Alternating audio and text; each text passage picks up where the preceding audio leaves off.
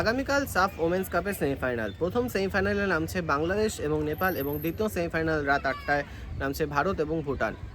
বাংলাদেশ এবং নেপালের কথায় যদি আসি, বাংলাদেশের কিন্তু অনুশীলন ছিল আজকে গোয়ার বামুলিমে জেএমসি স্টেডিয়ামে।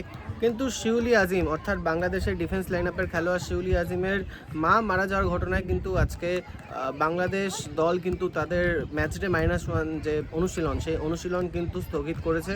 অপরদিকে তার 1 ঘন্টা পরে কিন্তু নেপালের অনুশীলন ছিল। নেপালের কোচ তিনি কিন্তু আগামীকালের ম্যাচটা অর্থাৎ বাংলাদেশ এবং নেপালের ম্যাচটায় কিন্তু 50-50ভাবে দেখছেন তিনি জানালেন। এবং দ্বিতীয় সেমিফাইনাল অর্থাৎ ভারত এবং ভুটানের কথা যদি আসি, আমি এখন আছি ডন বস্কো গ্রাউন্ডে। এই গ্রাউন্ডেই কিন্তু সকালবেলা অনুশীলন করে গেছে কৃষ্মিন ছেত্রীর ভারতীয় মহিলা দল, এবং এই মুহূর্তে আমার পিছনে আপনারা দেখতে পাচ্ছেন ভুটানের মহিলা দল, তারা কিন্তু এখন অনুশীলন করছে। ভুটানের কোচ, আমি তার সাথে কথা বলে নিয়েছিলাম, তিনি বললেন যে ভারতকে কিন্তু অনেকটাই সমীহ করেছেন তিনি ইতিমধ্যেই।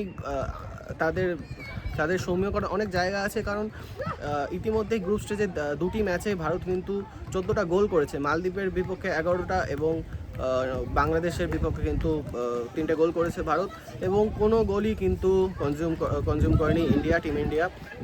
সেই ক্ষেত্রে ভারতের বিপক্ষে কিভাবে গোল করবেন সেই রাস্তায় কিন্তু হচ্ছেন ভুটানের কোরিয়ান কোচ।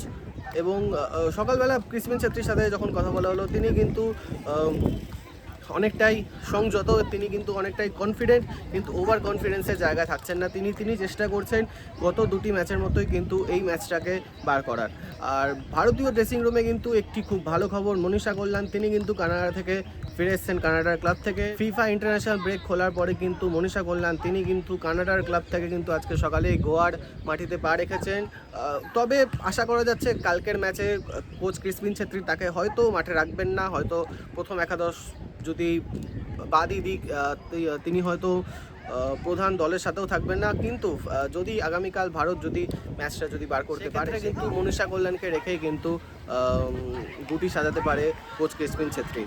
আগামীকাল ভারতীয় সময় সন্ধ্যে 8টার সময় কিন্তু ভুটানের বিপক্ষে ভারত নামছে। সরাসরি খেলাটি দেখা যাবে ফ্যান কোর্টের মাধ্যমে।